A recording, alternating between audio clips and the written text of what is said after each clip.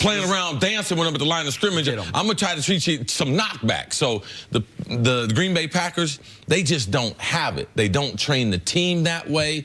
Can they rush the ball? Yes. For a long period of time, I don't think so against the Rams. The Rams defense has had some leakage as far as the running game, but to make a living running the ball against Sue and Donald, that's not going to happen, especially with the team doesn't have the mentality. So for me, I got to rely on Aaron Rodgers, the short passing game, the audible passing game, because you have to keep the Rams off the field. If they put that defense out there, if Aaron turns the ball over, if they lose the turnover margin, I believe the Rams will score at least 38 against Green Bay. So does Aaron Rodgers want to get in a shootout with the Rams? No, absolutely not. I believe this is a message game for the Rams, and this is teams they don't play too often. I believe this game can get out of control. Nick thinks the Denver-Kansas City game, but I'm watching this one right here, and the way the teams match up and the momentum that the Rams have, sometimes in the league around the midway section, there's some message games being sent out, and I believe in L.A., that's what they're going to try to do to Aaron Rodgers. Green Bay's had a week to think about this, an extra week to prepare for this. They came off the big comeback win against San Francisco, a team they shouldn't have had to come back against, but they did. And then Aaron Rodgers was thinking about this game moments after the game ended. I watched him on the field say it. What about Coach Mangini? Say they don't look at the schedule. Aaron knew. Aaron knew. He said he was still wearing his uniform. He's on the field. He said we got to bye, and then we got to get a few weeks that can really define our season. Some really tough opponents coming up because they know they got the Rams, Patriots on the road in succession, and then a couple more tough road games a few weeks after that. Here's the key to this game: the Rams never go 3 and out. They go 3 and out 1 in every 12 drives. 8%. That's the fewest, least in football by a wide margin. That is one of the few things the Packers defense is very good at. They forced the 3rd most 3 and outs of any team in football. Got to do that. You got to steal extra possessions that way. Because where the Rams are great is they're as balanced as any team in football. They only pass the ball 51% of the time. Think about it, in today's NFL, with those weapons, that quarterback, Sean McVay, they're only passing the ball 51% of the time. That's the 2nd lowest. The Packers, on the other hand, pass it almost 70% of the time, the 2nd highest. The Packers haven't had the ability to have balance because of lack of personnel, but also because they've been trailing a lot. They've had to throw it to come back.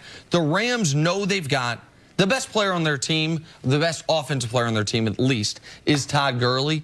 You have to find a way to not let him have 35 fantasy points on you. Like, which is what he's doing. Like, everyone, no matter what fantasy league you're in right now, the team with Todd Gurley is in 1st or 2nd place. I guarantee it. Because every week he's got a couple touchdowns. Every week he's got 100 yards from scrimmage. And so that is the key to slowing Todd Gurley down. Listen, if Cooks and Kupp beat you, it's so easy to say. They don't have the personnel to slow down Todd Gurley. Listen, no one's been able to yet since. Correct. Nobody might have the personnel to slow down Todd Gurley, but you have to find a way to not let him wreck the game for you. And also, let's not forget, remember like week number 3?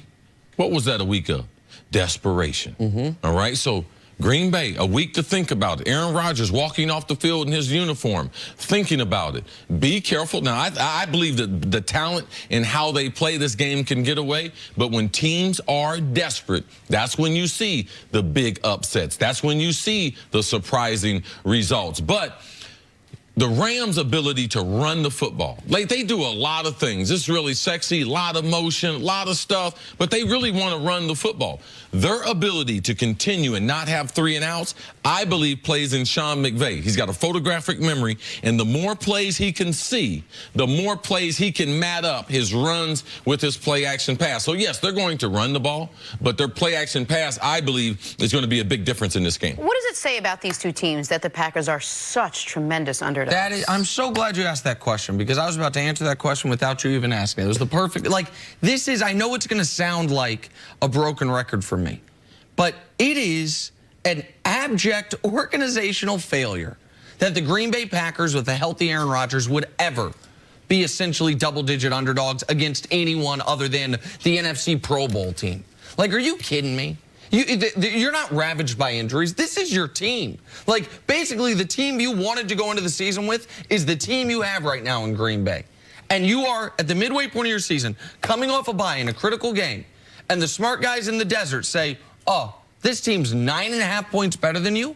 Are you kidding me? There's a reason this is the biggest underdog Aaron Rodgers has ever been. Some of it's about the Rams. I get it. A lot of it's about the Rams. But a lot of it's about the players around 12. And that's unfortunate for him. It's a lot to do with the Rams and the overwhelming confidence. We saw the Rams get into the playoffs last year, get a little bit of experience. We saw all the people that they added. Remember we talked this offseason, man, they're so talented. Are they going to have a locker room problem? Vegas realizes this is the best team in football, and regardless, that good team will beat the superstar one player. And I just believe also internally, Vegas has seen some of the back and forth between Aaron, the organization, like the lack of sometimes control or direction of where they're going to go. I believe that the number is right as far as Vegas. These two teams are that far apart at the midway point, basically, in the season. Wow. But you're right. It's unfortunate. I mean, that's an indictment on the 100%. organizational structure around Aaron Rodgers.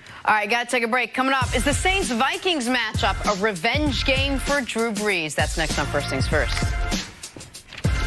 He says no. I don't believe it.